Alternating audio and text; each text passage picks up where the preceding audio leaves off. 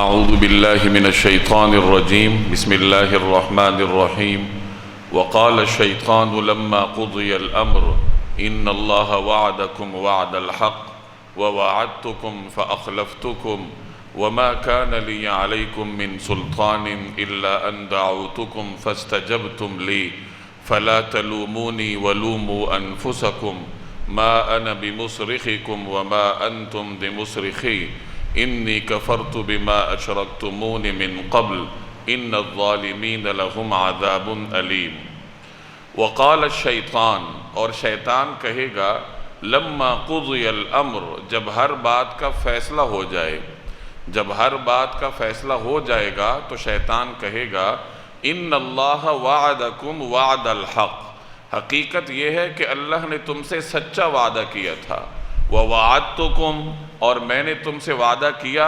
فَأَخْلَفْتُكُمْ تو اس کی خلاف ورزی کی وَمَا كَانَ لِيَ عَلَيْكُمْ مِن سُلطان اور مجھے تم پر کوئی اختیار حاصل نہیں تھا إِلَّا أَن دَعَوْتُكُمْ سوائے اس کے کہ میں نے تمہیں دعوت دی میں نے تمہیں بلایا فَاسْتَجَبْتُمْ لِي تو تم نے میری بات مان لی اور مجھے تم پر اس سے زیادہ کوئی اختیار حاصل نہیں تھا کہ میں نے تمہیں دعوت دی تو تم نے میری بات مان لی فلا تلومونی لہٰذا اب مجھے ملامت نہ کرو ولوموا انفسکم بلکہ خود اپنے آپ کو ملامت کرو ما انا بمصرخکم نہ تمہاری فریاد پر میں تمہاری مدد کر سکتا ہوں وما انتم بمصرخی اور نہ میری فریاد پر تم میری مدد کر سکتے ہو انی کفرت بما اشرکتمون من قبل تم نے اس سے پہلے مجھے اللہ کا جو شریک مانا تھا میں نے اس کا انکار کر دیا ہے ان الظالمین لہم عذاب علیم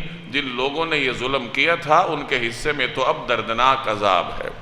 اس صورت میں پہلے آپ نے مختلف عقائد کا بیان پڑھا اور اس سے پچھلی آیت میں اہل جہنم کا ایک مکالمہ آپ نے پڑھا کہ جو کمزور لوگ ہوں گے وہ طاقتور لوگوں سے کہیں گے کہ دیکھو تم دنیا میں ہمارے سردار تھے ہم تمہارے پیچھے چلتے تھے تمہارے کہنے کی وجہ سے ہم نافرمانیاں کرتے رہے اب آج کچھ مدد کرو ہماری کوئی جہنم کا عذاب ہم پر سے کم کرو تو وہ سردار ان کو جواب دیں گے کہ بھائی ہمارا تو کوئی اختیار نہیں ہے اور ہم چاہے شور کریں چیخ و پکار کریں یا چاہے صبر کریں ہماری کسی قسم کی کوئی سنوائی نہیں ہوگی۔ یہ اہل جہنم کا باہمی مکالمہ تھا جو کہ اس سے پچھلی آیت میں آپ نے پڑھا۔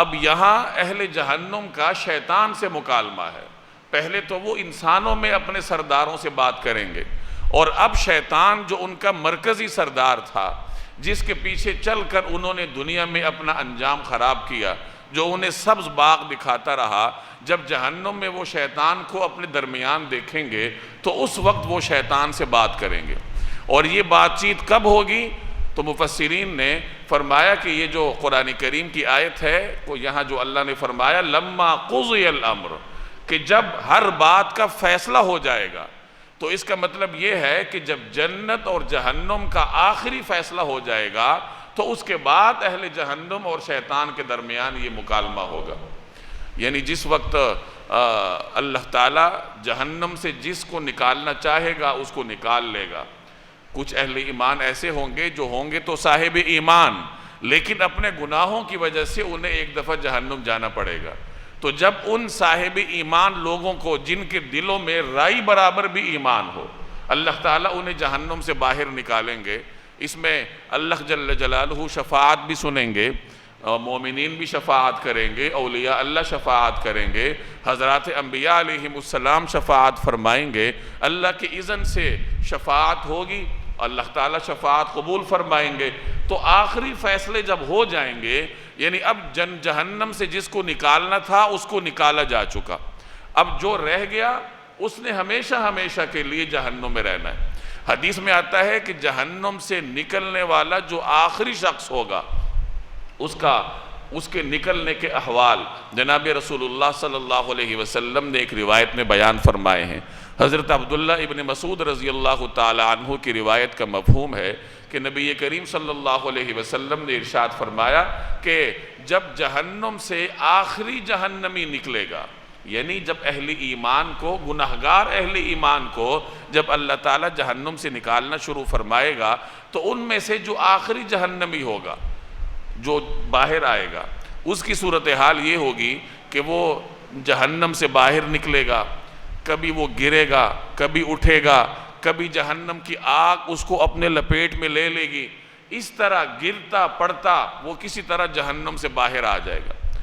جس وقت وہ جہنم سے باہر آئے گا تو وہ اتنا سکون محسوس کرے گا کہ وہ کہے گا کہ آج یہ جو اللہ نے مجھے نعمت دی ہے، انسانوں میں سے شاید ہی کسی کو اللہ نے یہ نعمت دی ہو کہ جہنم کے مصیبتوں سے چھٹکارا حاصل کیا اور جہنم سے باہر آ گیا۔ تھوڑی دیر اسی حالت میں رہے گا، اتنی دیر میں اس کی نگاہ پڑے گی کہ سامنے ایک درخت ہے، تو وہ اللہ تعالیٰ سے سوال کرے گا کہ یا رب العالمین مجھے اس درخت تک پہنچا دیجئے تاکہ میں اس کا سایہ حاصل کروں اور اس کے نیچے پانی پیوں، مجھے بس اس درخت تک کسی طرح پہنچا دیجئے۔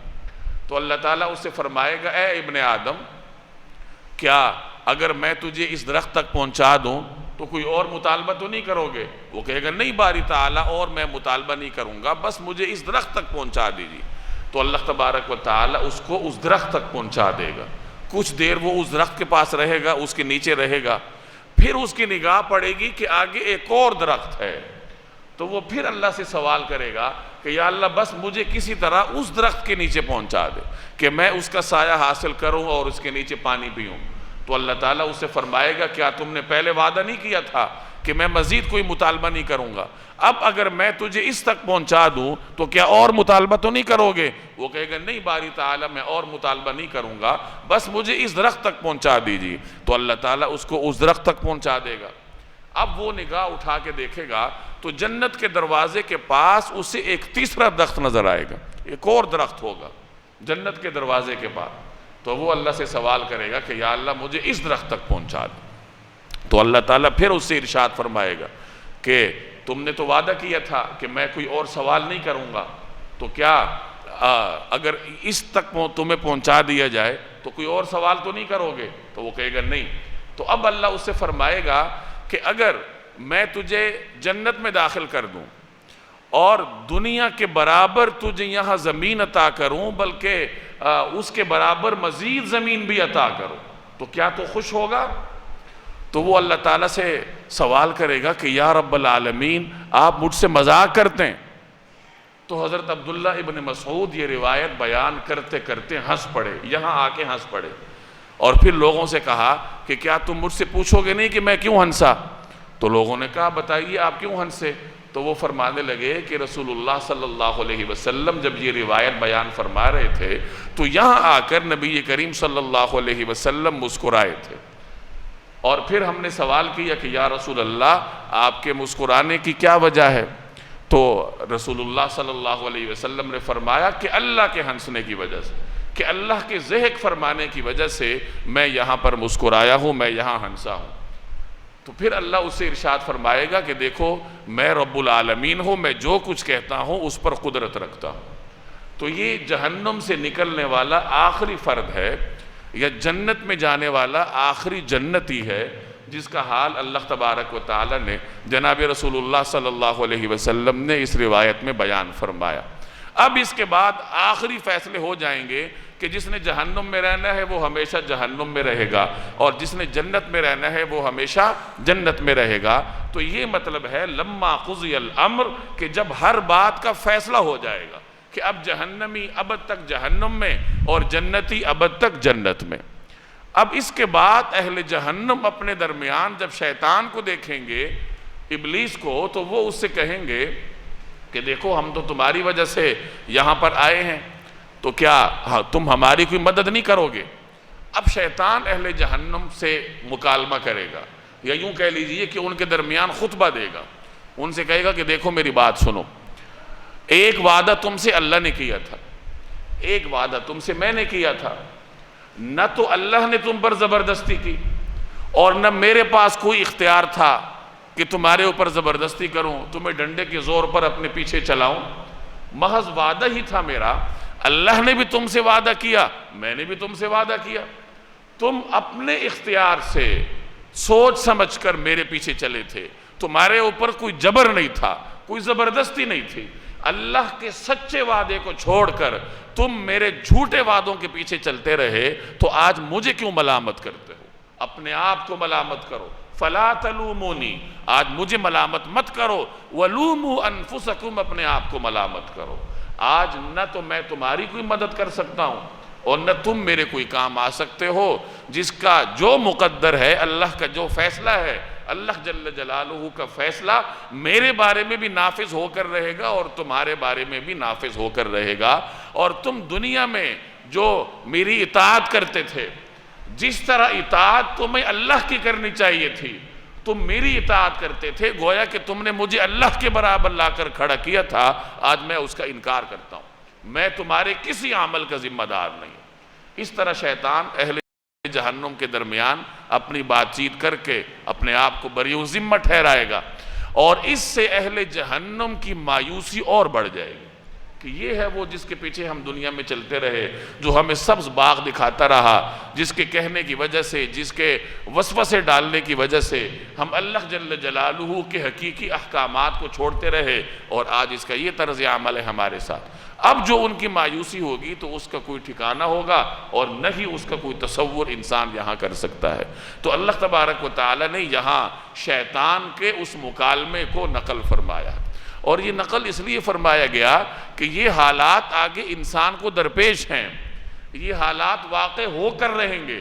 انسان کو پہلے سے بتایا جا رہا ہے کہ دیکھو، اگر تم سیدھے راستے پر نہیں چلو گے، شیطان کے پیچھے چلو گے تو اس کا انجام یہ ہے، اور اگر اللہ کے پیچھے چلو گے تو اس کا انجام کیا ہے؟ اگلی آیت میں وَأُدْخِلَ الَّذِينَ آمَنُوا وَعَمِلُوا الصَّالِحَاتِ جَنَّاتٍ، اور جو لوگ ایمان لائے تھے اور انہوں نے نیک عمل کیے تھے، انہیں داخل کیا جائے گا ایسے باغات میں تجری من تحتها الانہار، جن کے نیچے نہریں بہتے ہوں گی، خالدین فیہا، اس میں وہ ہمیشہ ہمیشہ رہیں گے، بِإِذْنِ رَبِّهِمْ، اپنے پروردگار کے حکم سے، تحیتہم فیہا سلام، وہ آپس میں ایک دوسرے کا استقبال سلام سے کریں گے۔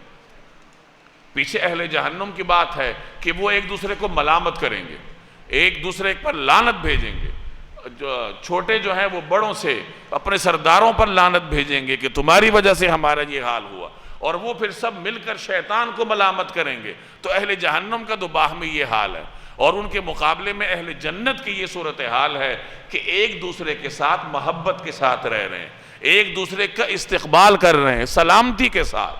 السلام علیکم، اہل جنت کا بھی یہی سلام ہوگا، ایک دوسرے پر سلامتی بھیجتے ہوں گے، ایک دوسرے کے ساتھ محبت کے ساتھ پیش آئیں گے، خوشگوار ماحول میں اچھے انداز سے وہ جنت میں رہیں گے، ان کا ماحول بھی اچھا، ان کا رویہ بھی اچھا، ان کی زندگی اس قدر شاندار کہ جس کا تصور بھی نہیں کیا جا سکتا۔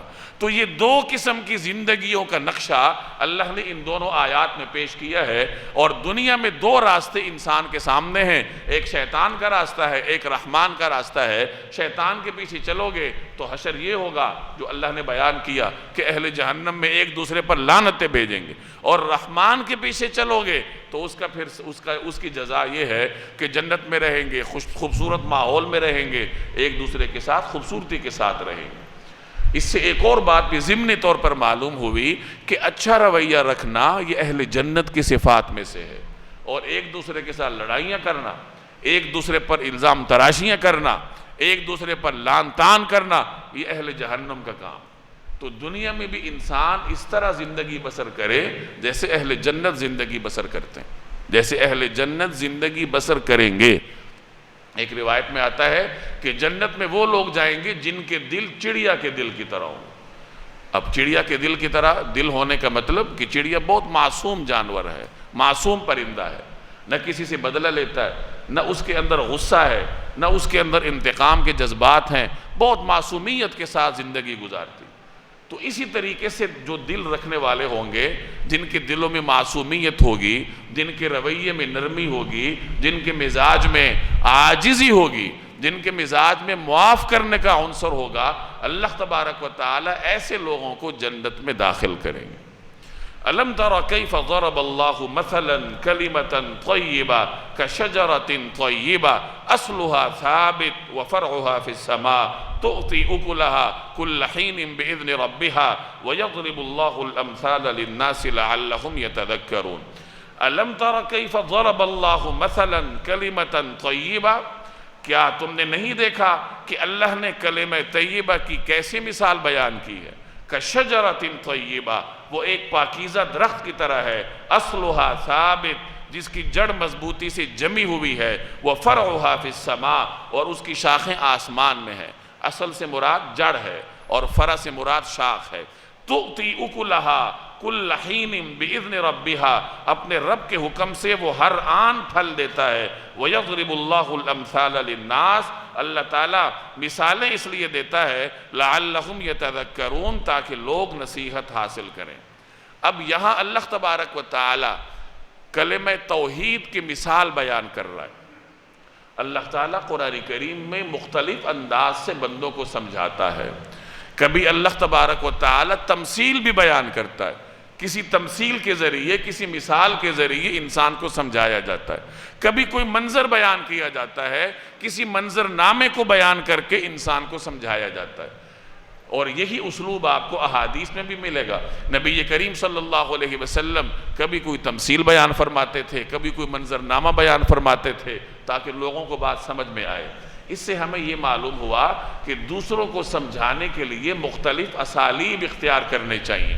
ہمارے ہاں نصیحت کرنے کا طریقہ کار بھی نصیحت کرنے والوں کو نہیں آتا، نہ استاذ کو آتا ہے، نہ والد کو آتا ہے، نہ بڑے بھائی کو آتا ہے۔ ہمارے ہاں بڑا یہ سمجھتا ہے کہ بس میرے حکم دینے کی دیر ہے اور چھوٹے کو بدل جانا چاہیے۔ والد کہتا ہے نماز پڑھو، اور پھر یہ توقع رکھتا ہے کہ بیٹا اٹھے گا اور نماز پڑھے گا۔ استاد کہتا ہے پڑھو، اور یہ توقع رکھے گا کہ اب طالب علم پڑھنا شروع کر دے گا۔ حالانکہ ایسا نہیں ہوتا۔ نصیحت مختلف طریقوں سے کی جاتی ہے، اسالیب کو تبدیل کیا جاتا ہے، بیان تبدیل کیا جاتا ہے۔ ہر وقت حکم کام نہیں کرتا۔ ہر وقت ایسا نہیں ہوتا کہ آپ حکم چلائیں اور آپ کا جو زیر دست ہے، چاہے شاگرد ہے، چھوٹا بھائی ہے، بیٹا ہے، ملازم ہے، کوئی ہے، اور وہ آپ کی بات مان لے۔ کوئی ضروری نہیں ہے، مان بھی سکتا ہے اور نہیں بھی مان سکتا۔ اگر حکم سے کام نہیں چلتا تو آپ کو اسلوب تبدیل کرنا پڑے گا۔ آپ کو بعض اوقات کوئی مثال بیان کرنی پڑے گی، کبھی کوئی تمثیل دینی پڑے گی، کبھی کوئی منظرنامہ کھینچنا پڑے گا، اور کبھی کوئی اور ماحول میں ماحول تبدیل کرنا پڑے گا۔ یعنی مخاطب کے اصلاح کے لیے سوچ سمجھ کر نصیحت کا جو پہلو ہے وہ تبدیل کرنا چاہیے۔ تو اللہ تبارک و تعالی یہاں کلمہ توحید کی مثال دے رہا ہے، ایک ایسے درخت کے ساتھ جس میں کچھ صفات ہیں۔ ایک صفت اس درخت کی یہ ہے، یعنی ایک ایسا درخت ہے جس میں ایک صفت یہ ہے کہ وہ بہت پاکیزہ ہے۔ دوسری صفت یہ ہے کہ اس کی جڑ بہت مضبوط ہوتی ہے، دور تک پھیلی ہوتی ہے۔ تیسری صفت اس کی یہ ہے کہ اس کا جو تنا ہے وہ برقرار ہوتا ہے، مضبوط ہوتا ہے، اس کی شاخیں دور تک پھیلی ہوتی ہیں۔ چوتھی صفت یہ ہے کہ اس کا پھل سدا بہار ہوتا ہے، اس کا پھل جو ہے وہ سال کے ہر موقع پر آپ کے کام آئے گا۔ ایک ایسا درخت جس میں یہ چار صفات پائی جاتی ہیں۔ اب وہ کون سا درخت ہے؟ مفسرین فرماتے ہیں کہ وہ کھجور کا درخت ہے۔ اس میں اللہ نے یہ صفات رکھی ہیں، ایک تو پاکیزہ درخت ہے، اور پھر اس کی جڑیں دور دور تک پھیلی ہوتی ہیں۔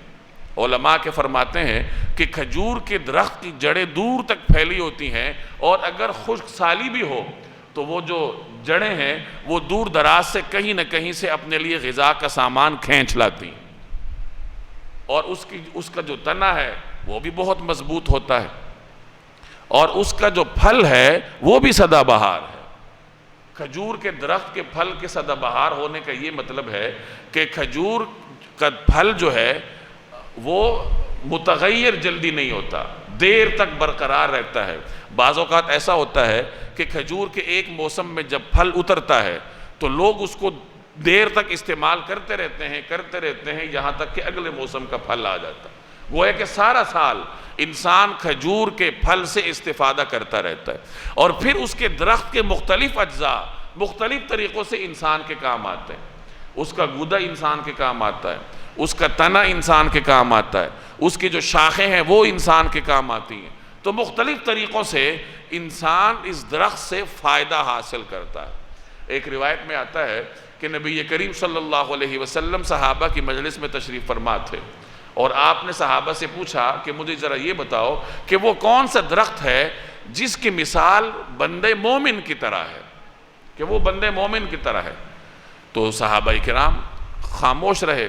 حضرت عبداللہ ابن عمر وہاں بیٹھے تھے، اور وہ ابھی ان کی عمر ذرا کم تھی کہ باقی جو لوگ بیٹھے تھے، حضرت عبداللہ ابن عمر ان سے عمر میں چھوٹے تھے۔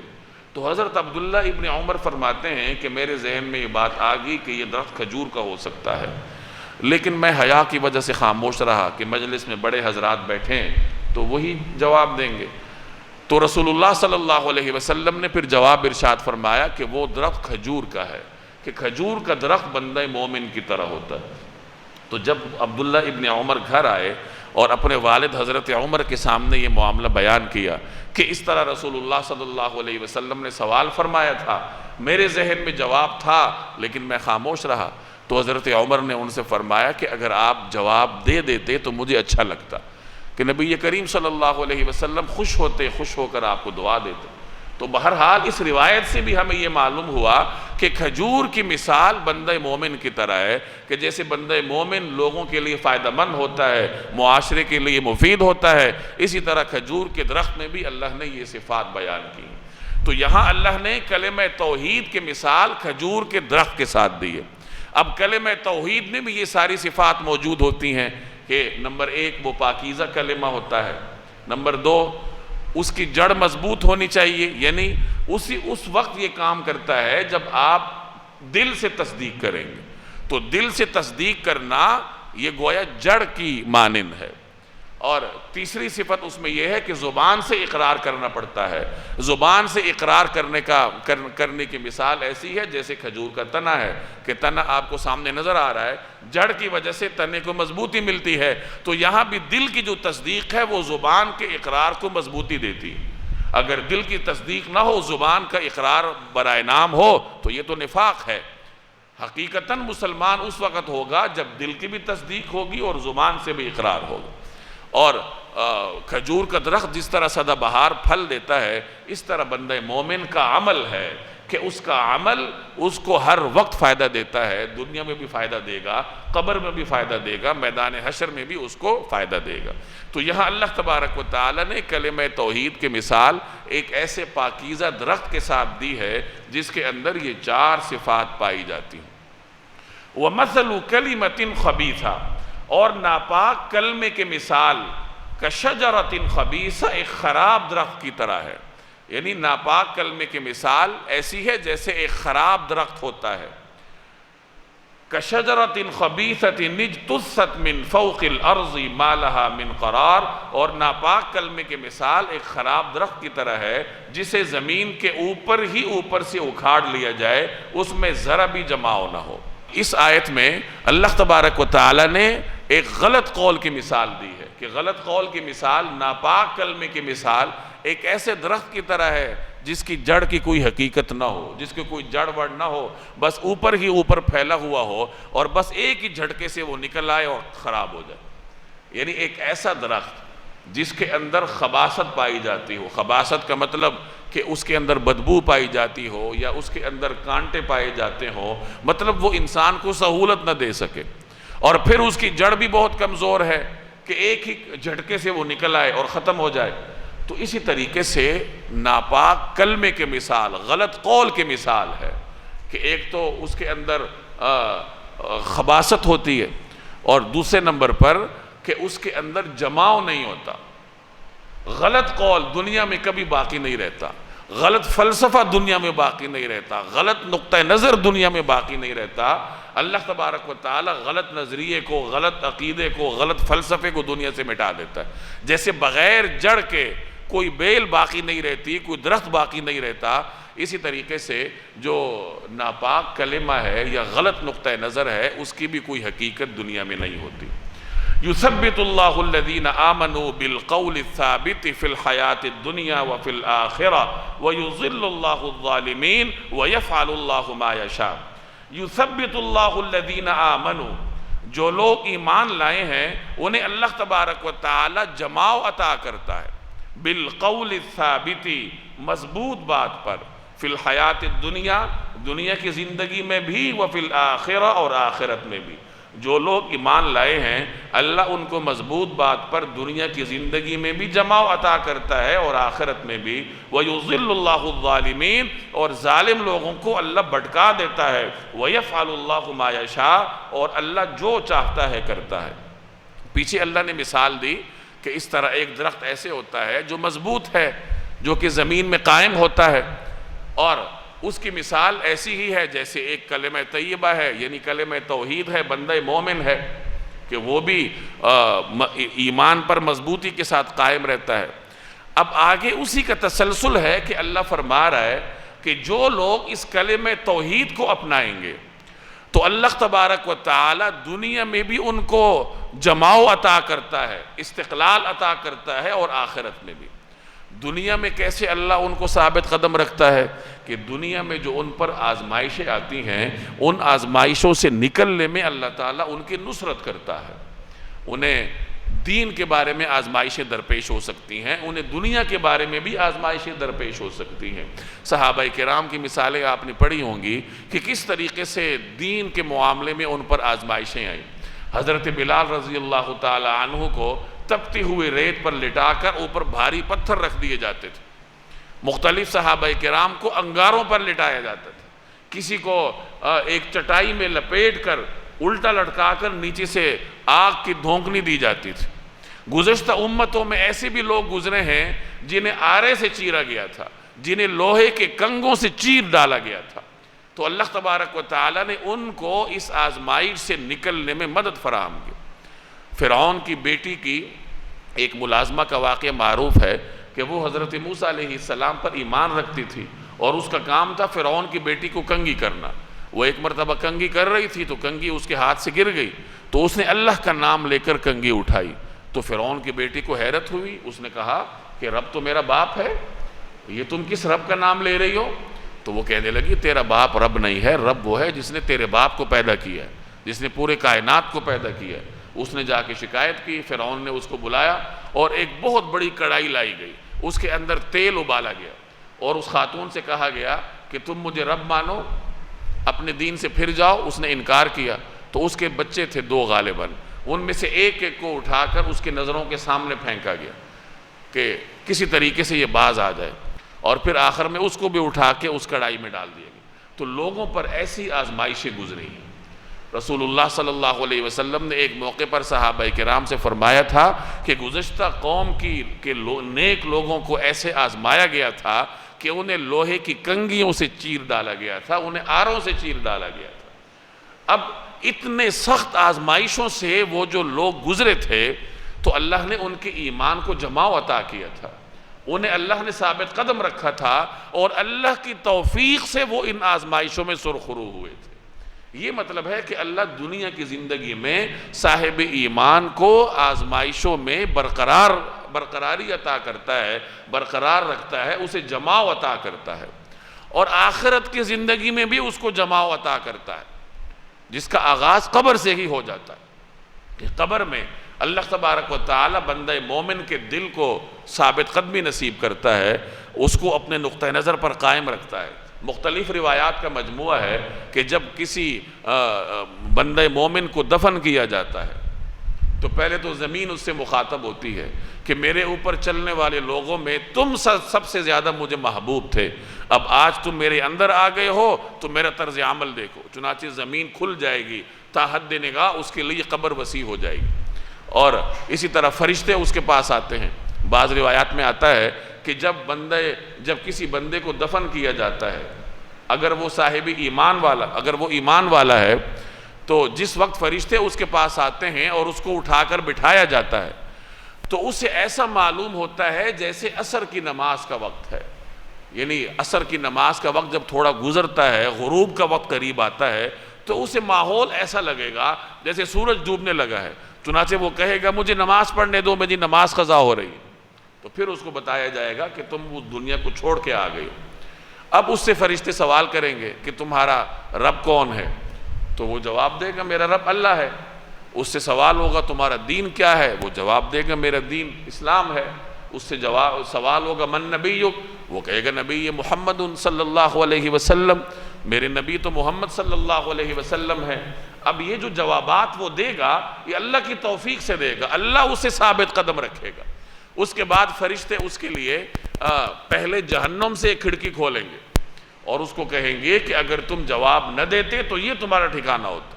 اس کے بعد اس کو بند کر دیا جائے گا اور جنت سے کھڑکی کھولی جائے گی، وہاں سے خوشبودار ہوائیں آئیں گی اور فرشتے اس کو کہیں گے نم کنومت العروس، کہ ایسے سو جاؤ جیسے دلہن سویا کرتی ہے، کہ اطمینان سے سو جاتی ہے، اس طریقے سے تم بھی سو جاؤ۔ تو وہ سو جائے گا آرام سے اور پھر قیامت کے وقت اس کو اٹھایا جائے گا۔ تو یہاں اللہ تبارک و تعالی اسے ثابت قدمی عطا کرتا ہے، اور اس کے بالمقابل اگر کوئی کافر ہے تو وہ تو اللہ کی نصرت سے محروم ہے، تو پہلے تو قبر اس کو دبوچ لے گی اس طریقے سے کہ اس کی پسلیاں ایک دوسرے میں گھس جائیں گی، اور اس کے بعد جب منکر نکیر آئیں گے اس سے سوال جواب کریں گے تو وہ ہر سوال کے جواب میں کہے گا ہاں ہاں۔ اسے پوچھا جائے گا مر ربک، وہ کہے گا ہاں ہاں لا ادری، کہ ہائے کاش میں تو نہیں جانتا۔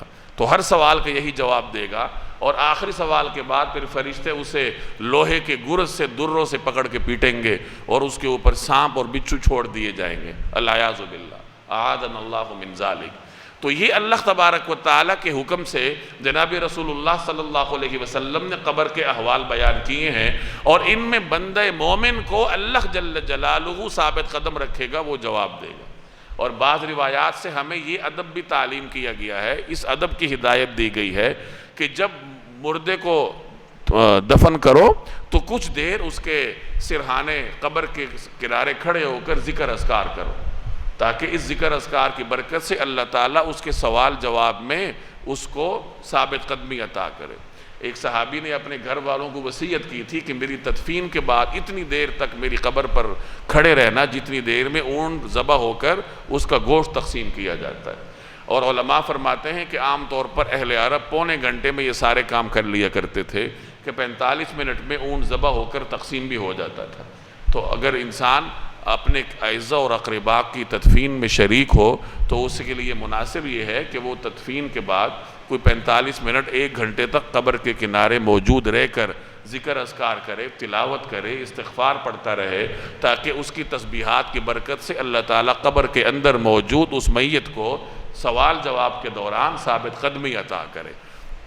تو یہی بات اللہ نے یہاں بیان فرمائی ہے کہ اللہ تبارک و تعالی اہل ایمان کو دنیا میں بھی مضبوط بات پر قائم رکھتا ہے، اور آخرت میں بھی، قبر میں بھی اور میدان حشر میں بھی۔ آخرت کے جتنے مراحل ہیں جو قبر سے شروع ہوں گے میدان حشر تک پہنچیں گے، تو اللہ تبارک و تعالی ہر مرحلے میں صاحب ایمان کو ثابت قدمی عطا کرتا ہے، اور جو ظالم لوگ ہیں اللہ تعالیٰ انہیں بھٹکا دیتا ہے۔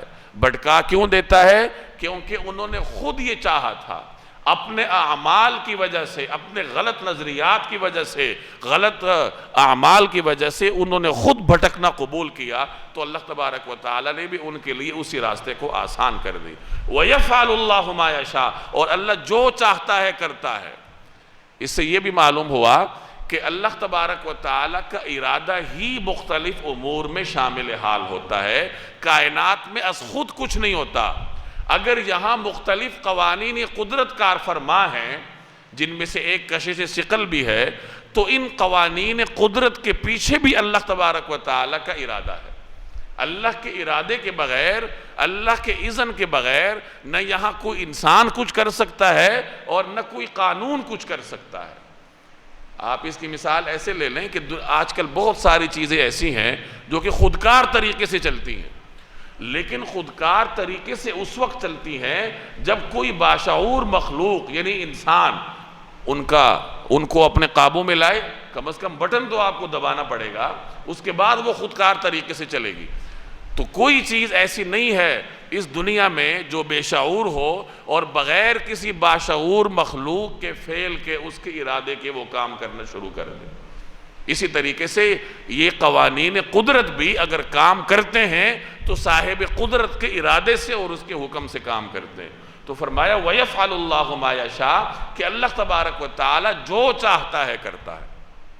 الم تر الی الذین بدلوا نعمت اللہ کفرا، کیا تم نے ان لوگوں کو نہیں دیکھا جنہوں نے اللہ کی نعمت کو کفر سے بدل ڈالا، وَأَحَلُّوا قَوْمَهُمْ دَارَ الْبَوَارِ، اور اپنی قوم کو تباہی کے گھر میں لا اتارا، جہنم، جس کا نام جہنم ہے، یصلونها، وہ اس میں جلیں گے، وَبِئْسَ الْقَرَارِ، اور وہ بہت برا ٹھکانہ ہے۔ یہاں اللہ نے ایک ایسی قوم کا ذکر کیا ہے جنہوں نے اللہ کی نعمت کو بدل ڈالا، نعمت کا کفران کیا، نعمت کا انکار کیا، خود بھی گمراہ ہوئے اور اپنے پیچھے چلنے والوں کو بھی گمراہ کر دیا، اپنی قوم کو بھی تباہی کے گڑھے میں ڈال دیا۔ مفسرین فرماتے ہیں کہ اس سے مراد قریش کا قبیلہ ہے کہ اللہ نے انہیں ایک عظیم نعمت سے سرفراز فرمایا تھا، اور وہ عظیم نعمت جناب رسول اللہ صلی اللہ علیہ وسلم کی تھی کہ اللہ نے انہیں حضور علیہ السلام کے زمانے میں زندگی دی تھی، آپ علیہ السلام کی دیدار کا موقع عطا کیا تھا، انہوں نے نبی کریم صلی اللہ علیہ وسلم کی معجزاتی زندگی دیکھی تھی، آپ کی حیات طیبہ کو دیکھا تھا، آپ کی صفات مبارکہ کو دیکھا تھا، اور اس کے باوجود انہوں نے اس نعمت کا حق ادا نہیں کیا بلکہ عقیدہ رسالت کا انکار کر بیٹھے۔ اسی طرح بعض حضرات فرماتے ہیں کہ اس سے مراد قرآن کریم بھی ہو سکتا ہے، اور کچھ حضرات فرماتے ہیں کہ اس سے مراد کوئی بھی نعمت ہو سکتی ہے کہ اللہ تبارک و تعالیٰ کی جو بھی نعمتیں ہیں تو انہوں نے اس نعمت کا انکار کیا، اور اس کا نتیجہ یہ ہوا کہ خود بھی گمراہ ہوئے اور اپنے پیچھے دوسروں کو بھی گمراہ کر ڈالا۔ تو فرمایا کیا تم نے ان لوگوں کو نہیں دیکھا جنہوں نے اللہ تبارک و تعالیٰ کی نعمت کو کفر سے بدل ڈالا اور اپنی قوم کو تباہی کے گھر میں لا اتارا، یعنی جہنم میں، اور وہ اس میں جلیں گے اور وہ بہت برا ٹھکانہ ہے۔ وَجَعَلُوا لِلَّهِ أَنْدَادًا، اور انہوں نے اللہ کے ساتھ کچھ شریک بنا لیے، لِيُضِلُّوا عَنْ سَبِيلِهِ، تاکہ لوگوں کو اس کے راستے سے گمراہ کریں۔ دنیا میں انہوں نے اللہ کے ساتھ مختلف بتوں کو شریک کیا یا کسی کو بھی شریک کیا اللہ کے ساتھ، اللہ کی ذات میں، اس کی صفات میں، اس کے کسی بھی غیر کو شریک کرنا یہ شرک ہے، اور جو بھی شرک کرے گا تو اس کا انجام بہت برا ہے۔ اور یہ شرک کیوں کرتے ہیں؟ تاکہ خود بھی گمراہ ہو جائیں اور دوسروں کی بھی گمراہی کا سبب بنے۔ قل، آپ ان سے کہہ دیجئے، تمتعوا، مزے اڑا لو، تھوڑا بہت فائدہ اٹھا لو، انجام کیا ہے؟ فَإِنَّ مَصِيرَكُمْ إِلَى النَّارِ، کیونکہ تمہیں آخرکار جانا دوزخ ہی کی طرف ہے، یعنی بالآخر پھر تمہیں کہاں جانا پڑے گا؟ دوزخ میں جانا پڑے گا۔ کتنی دیر دنیا میں رہ لوگے؟ 50 سال رہ لوگے، 100 سال رہ لوگے، 120 سال رہ لوگے، پھر بالآخر تمہیں جہنم جانا ہے۔ تو دنیا کے تھوڑے سے فائدے کے لیے ہمیشہ کے فائدے کو قربان کر دینا، اس سے بڑی حماقت اور کیا ہوگی۔ قل، آپ کہہ دیجئے، لعبادی، میرے بندوں سے، الذین آمنوا، جو ایمان لائے، میرے جو بندے ایمان لائے ہیں ان سے کہہ دیجئے، یقیم الصلاۃ، کہ وہ نماز قائم کریں، وینفقوا مما رزقناہم سرا وعلانیہ، اور ہم نے ان کو جو رزق دیا ہے اس میں پوشیدہ طور پر بھی خرچ کریں اور اعلانیہ بھی، من قبل اس کے ان یأتی یوم لا بیع فیہ ولا خلال، کہ ایسے دن کے آنے سے پہلے جس میں نہ تو کوئی خرید و فروخت ہوگی نہ کوئی دوستی کام آئے گی۔ یعنی آپ میرے اہل ایمان بندوں سے کہہ دیجئے کہ وہ ایک تو نماز قائم کریں، ایمان کے بعد سب سے پہلا عمل نماز ہے کہ نماز قائم کریں، پھر اللہ نے جو رزق دیا ہے اس میں سے خرچ کرے۔ خرچ دو طریقوں سے ہوتا ہے، ایک تو خرچ وہ ہے جو آپ کو ہر حال میں کرنا ہے، زکوٰۃ ہر حال میں دینی ہے۔ اگر کوئی صاحب نصاب ہے تو اسے سال گزرنے کے بعد اپنے مال میں سے 2.5% اللہ کے راستے میں خرچ کرنا ہوتا ہے۔ کہا جاتا ہے کہ بنی اسرائیل کو حکم تھا کہ مال کا 1/4 حصہ خرچ کرو، اور اس امت پر اللہ کا احسان ہے کہ انہیں یہ کہا جاتا ہے کہ 40واں حصہ خرچ کرو، 2.5% خرچ کرو، اور اس کے باوجود بھی لوگ سستی کرتے ہیں۔ تو یہ تو وہ خرچ ہے جو ہر حال میں کرنا ہے۔ اس کے علاوہ وہ خرچ ہے جو آپ کو بسا اوقات حالات دیکھ کر کرنا پڑتا ہے کہ آپ کے پڑوس میں کوئی بھوکا ہے، کوئی مریض ہے، آپ صاحب استطاعت ہیں، تو صرف زکوٰۃ سے کام نہیں بنے گا بلکہ آپ صدقے کے بھی مکلف ہوں گے کہ صدقے کے ذریعے، خیرات کے ذریعے اپنے پڑوسیوں کی، اپنے ملازمین کی، اپنے رشتہ داروں کے ساتھ تعاون کریں، خفیہ بھی اعلانیہ بھی۔ خرچ دونوں طریقوں سے ہوتا ہے، آپ خفیہ بھی دے سکتے ہیں، لوگوں کے سامنے بھی دے سکتے ہیں۔ البتہ لوگوں کے سامنے دینے میں ذرا خطرہ زیادہ ہوتا ہے کہ کہیں دل میں کوئی دوسرا خیال نہ آ جائے، کہیں ریاکاری نہ آ جائے۔ اگر کوئی بہت تربیت والا ہے مضبوط ایمان والا ہے، اور وہ دوسروں کی ترغیب کے لیے دوسروں کے سامنے کسی کو دیتا ہے کہ میں دے رہا ہوں تو چلو دوسروں کی بھی ترغیب ہو جائے گی، تو پھر ٹھیک ہے، اعلانیہ بھی دیا جا سکتا ہے۔ خفیہ اگر دیا جائے تو اس میں کسی قسم کا کوئی خطرہ نہیں ہوتا، ظاہر ہے کہ اس میں انسان کے دل میں کوئی ریاکاری نہیں آتی، جب کوئی بندوں میں سے دیکھنے والا ہی نہیں ہے تو ریاکاری کہاں سے آئے؟ حضرت امام زین العابدین کا یہ طرز عمل تھا کہ وہ خفیہ رات کے اندھیروں میں جا جا کر صدقہ دیا کرتے تھے، اور وہ یہ فرماتے تھے کہ خفیہ صدقہ دینا اللہ کے غصے کو ٹھنڈا کرتا ہے، اللہ کے غضب کو بجھاتا ہے۔ وہ رات کے اندھیروں میں اپنے مبارک کندھوں پر اناج کی بوریاں لاد لاد کر مدینہ طیبہ کے مساکین اور فقراء کے گھروں میں پہنچاتے تھے، اور دروازے پر چھوڑ کر واپس تشریف لے آتے، کسی کو خبر بھی نہ ہوتی کہ ہماری رکھوالی کون کر رہا ہے۔ یہ معاملہ تو اس وقت کھلا جب حضرت امام زین العابدین دنیا سے رخصت ہو گئے، اور اہل مدینہ میں کوہرام مچ گیا، غریب اور فقراء میں، کہ کہاں گیا وہ مسیحا جو رات کے اندھیروں میں آ کر ہمیں اناج دیا کرتا تھا۔ اور جب انہیں غسل دیا جا رہا تھا تو ان کے مبارک کندھوں پر نشانات تھے، تو بعد میں معلوم ہوا کہ یہ نشانات اس وزن کے ہیں جو وہ اناج اٹھایا کرتے تھے، اناج کی بوریاں اٹھایا کرتے تھے اپنے کندھوں پر، اور جا کر لوگوں کے دروازوں پر ان کو دیا کرتے تھے۔ یہ جناب رسول اللہ صلی اللہ علیہ وسلم کے اہل بیت کا طرز عمل ہے کہ اپنے نانا کا طرز عمل دیکھا، اپنے آباء و اجداد سے سنا، اور پھر اسی طرز عمل کو اپنا کر رکھا۔ تو صدقہ خفیہ بھی دیا جا سکتا ہے، اعلانیہ بھی دیا جا سکتا ہے۔ آگے فرمایا کہ یہ عمل کرو، ورنہ ایک ایسا دن آئے گا کہ اس دن نہ تو کوئی خرید و فروخت تمہیں فائدہ دے گی، نہ کوئی دوستی تمہیں فائدہ دے گی۔ اس دن کوئی سودے بازی نہیں ہوگی۔ ایسا نہیں ہوگا کہ آپ کسی سے کہیں کہ میری وہ دولت لے لو، مجھے نیکیاں دے دو۔ دولت ہوگی ہی نہیں تو نیکیاں، تو اس کا بدلہ کہاں سے آئے گا؟ تو اس دن کوئی سودے بازی نہیں ہوگی، کوئی تعلق کام نہیں آئے گا۔ تعلق کام نہ آنے کا مطلب یہ ہے کہ دنیا میں انسان نے مادیت کی وجہ سے جو تعلق بنا رکھے وہ کام نہیں آئیں گے۔ ہاں، اگر دنیا میں نیک نیتی کے ساتھ کسی نے کوئی تعلق قائم کیا ہے تو ایسے تعلقات قیامت کے دن اللہ کے حکم سے اس کے کام آئیں گے۔ کہ ایک آدمی اللہ کے نیک بندوں کی خدمت کرتا رہا تو قیامت کے دن اللہ کے نیک بندے اللہ کی اجازت سے اس کی شفاعت کر سکتے ہیں۔ ایک روایت کا مفہوم ہے کہ اللہ جل جلالہ کا ایک بندہ کسی سے ملنے جا رہا تھا، اللہ نے اس کی طرف فرشتے کو انسانی شکل میں بھیجا، اور فرشتے نے انسانی شکل میں آ کے اس سے پوچھا کہ یہ جو تم جس سے ملنے جا رہے ہو، کیوں ملنے جا رہے ہو؟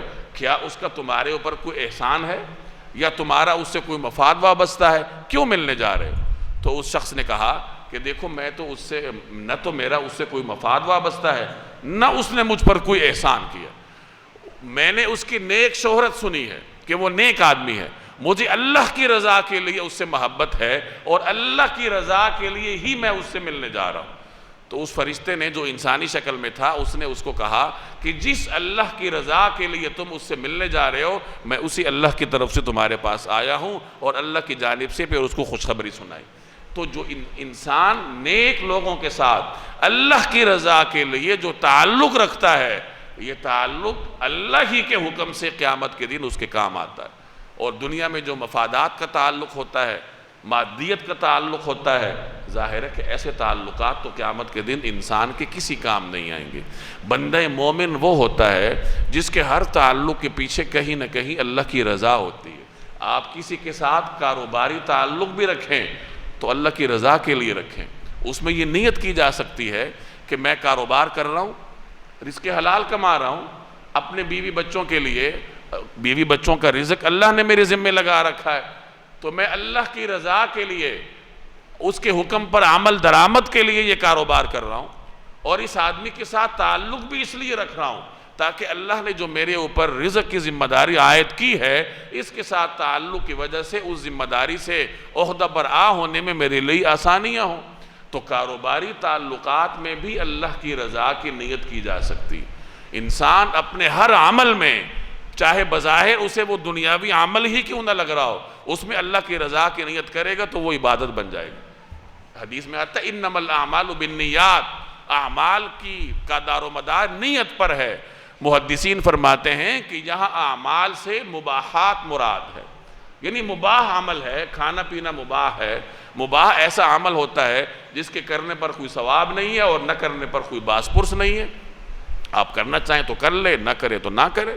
کھانا پینا ہے، آرام کرنا ہے، تعلقات رکھنے ہیں دنیاوی، یہ سارے مباحات ہیں اگر وہ حدود کے اندر ہوں۔ تو ان مباحات میں اگر اطاعت کی نیت کی جائے تو یہی مباحات آپ کے لیے عبادت بن جائیں گے۔ آپ رات کو سوتے ہیں تو یہ نیت کر کے سوئیں کہ میں اس لیے سو رہا ہوں تاکہ بر وقت فجر کی نماز کے لیے اٹھوں اور اللہ کی اطاعت کر سکوں۔ اگر رات کو آرام نہیں ہوگا، اگلے دن سر میں درد ہوگا، عبادت بھی نہیں ہوگی۔ کھانا کھاتے ہیں اس نیت سے کھائیں کہ میں کھا رہا ہوں تاکہ میرے جسم کو توانائی ملے، مجھے صحت ملے، میں اللہ کی عبادت کر سکوں۔ دکان پر جاتے ہیں اس نیت سے جائیں کہ اللہ نے بیوی بچے دے رکھے ہیں، والدین ہیں، غریب غرباء ہیں معاشرے کے، اور ان سب کا خرچہ میرے اوپر ہے، تو میں اللہ کے اس حکم کی اطاعت کے لیے کاروبار کر رہا ہوں۔ آپ کا دکان پر بیٹھنا عبادت بن جائے گا۔ تو یہ تو آپ کی نیت ہے جو آپ کے ان تمام اعمال کو عبادات کے زمرے میں لاتی ہے، اور یہ تمام تعلقات قیامت کے دن آپ کو فائدہ دیں گے۔ اللہ الذی خلق السماوات والارض، اللہ وہ ہے جس نے زمین و آسمان کو پیدا کیا، وانزل من السماء ماء، اور آسمان سے پانی برسایا، فاخرج به من الثمرات، پھر اس کے ذریعے پھل اگائے، رزقا لکم، تمہارے لیے رزق کے طور پر، اور پھر اس کے ذریعے تمہارے رزق کے لیے پھل اگائے، وَسَخَّرَ لَكُمُ الْفُلْكَ، اور کشتیوں کو تمہارے لیے رام کر دیا، مسخر کر دیا، لِتَجْرِيَ فِي الْبَحْرِ بِأَمْرِهِ، تاکہ وہ اس کے حکم سے سمندر میں چلیں، وَسَخَّرَ لَكُمُ الْأَنْهَارِ، اور دریاؤں کو بھی تمہاری خدمت پر لگا دیا، وَسَخَّرَ لَكُمُ الشَّمْسَ وَالْقَمَرَ، اور تمہاری خاطر سورج اور چاند کو اس طرح کام پر لگایا، دائبین، کہ وہ مسلسل سفر میں ہیں، وَسَخَّرَ لَكُمُ اللَّيْلَ وَالنَّهَارِ، اور تمہاری خاطر دن اور رات کو بھی کام پر لگایا، وَآتَاكُم مِّن كُلِّ مَا سَأَلْتُمُوهُ، اور تم نے جو کچھ مانگا اس نے اس میں سے تمہیں دیا، وَإِن تَعُدُّوا نِعْمَةَ اللَّهِ، اور اگر تم اللہ کی نعمتوں کو شمار کرنے لگو، لَا تُحْصُوهَا، تو شمار نہیں کر سکتے، إِنَّ الْإِنسَانَ لَظَلُومٌ كَفَّارٌ، حقیقت یہ ہے کہ انسان بہت بے انصاف، بڑا ناشکرا ہے۔ اب یہاں عقیدہ توحید کا بیان ہے۔ اللہ جل جلالہ نے اپنی قدرت کو ظاہر کیا ہے کہ دیکھو یہ آسمان دیکھ رہے ہو، یہ زمین دیکھ رہے ہو، یہ کائنات کی مختلف نشانیاں دیکھ رہے ہو، یہ خود سے نہیں پیدا ہوئیں، ان کو اللہ نے پیدا کیا ہے، اور پیدا کرنے کے بعد اس کائنات نے موجود تمام چیزوں کو تمہارے لیے کام پر لگایا۔ ایک روایت میں آتا ہے کہ اس کائنات کی ہر چیز تمہارے لیے پیدا کی گئی ہے اور تمہیں اللہ نے اپنے لیے پیدا کیا۔ کائنات کی ہر چیز اللہ نے انسان کی خدمت پر لگائی ہے تاکہ انسان مطمئن ہو کے اللہ کی عبادت کرے۔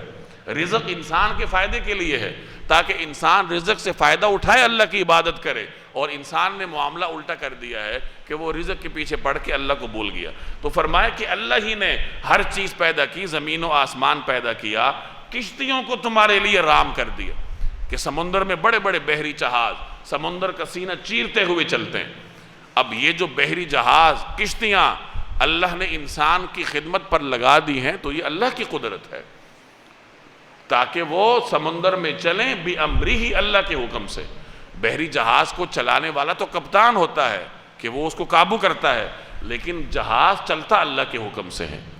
جہاں اللہ کا حکم تبدیل ہوگا تو وہاں کپتان کی مہارت، بحری جہاز کی جو جدید ٹیکنالوجی ہے، کوئی چیز کام نہیں آئے گی۔ جب اللہ کا حکم بدلے گا تو ہر چیز ملیہ میٹ ہو جائے۔ کتنے جدید ترین جہاز ہوتے ہیں، وہ سمندر میں چلتے ہیں، لیکن جہاں اللہ کا حکم بدلتا ہے، طوفان آتا ہے، ہر چیز ختم ہو جاتی ہے۔ تو معلوم ہوا کہ کائنات کی قوتوں کے پیچھے کوئی صاحب اقتدار ذات ہے، اللہ تبارک و تعالی ہے، جو جب چاہتا ہے تو ماحول تبدیل کر کے رکھ دیتا ہے۔ وَسَخَّرَ لَكُمُ الْأَنْهَارِ، اور دریا بھی اللہ نے انسان کی خدمت کے لیے لگائے۔ آگے فرمایا کہ سورج اور چاند کو اس طرح تمہارے کام پر لگایا کہ وہ مسلسل سفر پر ہیں۔ یہاں بتا دیا کہ سورج اور چاند مسلسل سفر کر رہے ہیں، ان کو سکون نہیں ہے بلکہ وہ مسلسل حرکت پر ہیں۔ اور دوسرا یہ معلوم ہوا کہ سورج اور چاند بھی انسان کی تسخیر کے دائرہ کار کے اندر ہیں۔ آج انسان چاند تک تو پہنچ چکا ہے، چاند کو مسخر کر چکا ہے، چاند پر قدم رکھ چکا ہے، کیا بعید کہ آگے جا کے سورج تک بھی کسی طریقے سے پہنچ جائے۔ تو سورج اور چاند بھی انسان کے دائرہ تسخیر میں اللہ نے دے رکھے ہیں، اور یہ انسان کی خدمت کے لیے لگے ہوئے ہیں۔ سورج اور چاند انسان کو فائدہ دیتے ہیں، مختلف طریقوں سے انسان کو فائدہ دیتے ہیں۔ آگے فرمایا کہ تم نے جو مانگا اللہ سے، اللہ نے تمہیں دیا جو اس کی مصلحت کے مطابق تھا۔ ایک اور آیت میں آتا ہے کہ جب تم اللہ سے مانگو گے تو اللہ تمہیں دے گا۔ دعا وہ واحد عبادت ہے جس کی قبولیت کا اللہ نے اعلان کیا ہوا ہے، کسی عبادت کی قبولیت کا اعلان نہیں ہے۔ نماز آپ پڑھتے ہیں، اس کی قبولیت کا ہمیں کوئی پتہ نہیں ہے کہ قبول ہوگی یا منہ پر دے ماری جائے گی۔ روزہ رکھتے ہیں، حج کے لیے جاتے ہیں، کوئی پتہ نہیں قبول ہوں گے یا نہیں۔ دعا کے بارے میں اللہ نے فرمایا ہے ادعونی استجب لکم، دعا کرو میں قبول کروں۔ قبولیت کی شکلیں مختلف ہوتی ہیں۔ ہم لوگ کوئی چیز مانگتے ہیں، وہ چیز نہیں ملتی، پھر انسان ناشکری کرتا ہے کہ میری دعائیں قبول نہیں ہوتی۔ وجہ یہ ہے کہ اسے معلوم نہیں ہے کہ قبولیت کی شکلیں کیا ہیں۔ بعض اوقات اللہ تعالیٰ بعینہ ہی وہی چیز دے دیتا ہے۔ کبھی اللہ کو معلوم ہے کہ یہ چیز انسان کے لیے فائدہ مند نہیں ہے، وہ فلاں چیز فائدہ مند ہے، وہ اس کو دے دیتا ہے۔ کبھی اس کی اس دعا کی وجہ سے یہ چیز تو اس کو نہیں ملتی، لیکن اسی دعا کی برکت سے کوئی آفت اللہ ٹال دیتا ہے۔ ایکسیڈنٹ ہونا ہے وہ اللہ نہیں ہونے دیتا، کوئی اور مصیبت آنی ہے اللہ وہ ٹال دیتا ہے۔ اور اگر دنیا میں اللہ اس دعا کے بدلے میں کچھ بھی نہ دے تو پھر آخرت میں اس کے لیے سنبھال کے رکھتا ہے۔ پھر آخرت میں اللہ تعالیٰ انسان کو ایسے ایسے بیش بہا اجر دے گا کہ انسان پوچھے گا یا باری تعالیٰ یہ اجر کس عمل کے بدلے میں ہے؟ تو کہا جائے گا تم نے دنیا میں فلاں دعا کی تھی تو ہم نے تمہارے لیے سنبھال کے رکھی تھی۔ تو ایک وقت آئے گا کہ انسان یہ خواہش کرے گا کہ دنیا میں میری کوئی دعا قبول نہ ہوتی، میری ساری دعائیں اللہ تعالیٰ میرے نامہ اعمال میں رکھ دیتا اور آج مجھے اس کا جزا ملتا۔ تو یہ اللہ کی رحمت ہے۔ تو یہاں فرمایا کہ تم نے جو مانگا تو جو تمہارے لیے مناسب تھا اللہ نے تمہیں اس میں سے دے دیا۔ وَإِن تَعُدُّوا نِعْمَةَ اللَّهِ، اگر تم اللہ کی نعمتوں کو شمار کرو گے لا تحصوها تو گن نہیں سکو گے۔ اللہ کی نعمتیں گنی نہیں جاتی اور نہ ہی اس کا گننا ممکن ہے۔ ایک نعمت آپ لے لیجئے کہ ایک لقمہ انسان کھاتا ہے، اس لقمے کو لقمہ بنانے تک کتنے مراحل سے گزرنا پڑا کہ ہوائیں سازگار ہوئیں، بارش برسی، زمین زرخیز ہوئی، پھر اناج کاشت ہوا، پھر کسان نے کام کیا، پھر جناب وہ بیج زمین کا سینہ چیر کر باہر آیا، کومبل کی شکل میں ماحول کے سرد گرم کو سہتا رہا، اور پھر وہ اناج کی شکل میں بدل گیا، اور پھر پتہ نہیں کتنے مراحل سے گزرتا اب لقمہ بن کر آپ کے ہاتھ میں آیا۔ تو ان تمام مراحل میں اللہ کی جو نعمتیں کار فرما رہی ہیں انسان اس کو شمار کر سکتا ہے؟ کبھی بھی نہیں کر سکتا۔ اس لیے فرمایا کہ تم اللہ کی نعمتوں کو شمار نہیں کر سکتے۔ ایک روایت کا مفہوم ہے کہ قیامت کے دن 3 قسم کے نامہ اعمال انسان کو تھمائے جائیں۔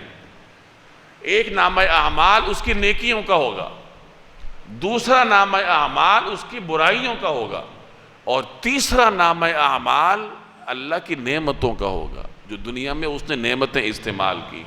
اب کیا ہوگا؟ ایک نعمت کھڑی ہو جائے گی اور اللہ سے مطالبہ کرے گی، دعا کرے گی کہ یا اللہ مجھے اس کی نیکیوں میں سے حق چاہیے، کہ دنیا میں یہ مجھے استعمال کرتا رہا ہے تو آج مجھے اس کی نیکیوں میں سے حق چاہیے۔ چنانچہ اللہ تعالیٰ اس کو کہے گا کہ تم اپنا حق وصول کرو۔ وہ ایک نعمت جو انسان نے استعمال کی ہوگی، وہ ایک نعمت انسان کے نامہ اعمال کی اچھائیوں کی طرف متوجہ ہوگی، اپنا حق وصول کرے گی، اس کا حق پورا نہیں ہوگا یہاں تک کہ وہ نعمتیں ختم ہو جائیں گی۔ ایک نعمت انسان کی ساری نیکیوں کو وصول کر لے گی اور پھر کہے گی کہ یا اللہ ابھی تو میرا حق ادا ہی نہیں ہوا۔ پھر اگر اللہ نے انسان پر رحمت کرنی ہو تو اللہ تبارک و تعالی اس کے گناہوں کو ختم کر دے گا، اس کی نیکیوں کو دگنا تگنا کر دے گا، اور اگر اس بندے کو رحمت سے محروم کرنا ہو تو اللہ تعالیٰ اس سے کہے گا کہ ایک ہی نعمت نے تمہاری ساری نیکیاں لے لی ہیں بطور حق کے، اب بتاؤ آگے کیا کرو گے؟ تو یہ انسان کی حقیقت ہے، یہ اس کی اوقات ہے کہ ایک نعمت اس کا حق انسان ادا نہیں کر سکتا۔ یہ ایک سانس ہے جو انسان بغیر کسی ارادے کے لیتا رہتا ہے۔ سانس نکلنے کے کیا فوائد ہیں اور سانس اندر لے جانے کے کیا فوائد ہیں وہ آپ مجھ سے بہتر جانتے ہیں۔ تو انسان غور و فکر کرے کہ میں اللہ کی کیا کیا نعمتیں استعمال کر رہا ہوں، اور ان نعمتوں کے بدلے میں میں کیا کر رہا ہوں؟ تو عافیت اسی میں ہے کہ انسان کا ایک ایک لمحہ اللہ کی شکر گزاری میں گزرے، اس کی زبان بھی اللہ کی شکر گزار ہو، اس کا دل اللہ کی طرف متوجہ ہو، شکر گزاری کے جذبات سے لبریز ہو، اور اس کے جسم پر بھی نظر آئے، اس کے اعمال سے بھی نظر آئے کہ یہ شکر گزار بندہ ہے۔ ان الانسان لظلوم کفار، حقیقت یہ ہے کہ انسان ظلوم ہے، بہت بڑا بے انصاف ہے، کفار بہت ناشکرہ ہے۔ یعنی یہ انسان کے اوصاف ہیں، اور ان اوصاف کو اس نے بدلنا ہے، بے انصافی کو انصاف سے بدلنا ہے، اور ناشکری کو شکر سے بدلنا ہے۔ لیکن ایسے بندے کم ہوتے ہیں، وَقَلِيلٌ مِّنْ عِبَادِيَ الشَّكُورُ، اور میرے بندوں میں شکر گزار لوگ کم ہوتے ہیں۔ تو کامیاب انسان وہ ہے جو محنت کرتا کرتا اپنے آپ کو ان کامیاب لوگوں کی فہرست میں لے آئے، ناشکروں سے اٹھ کر شکر گزار بندوں کی فہرست میں چلا جائے، تو پھر اس کے لیے کامیابی کے دروازے کھل جائیں گے۔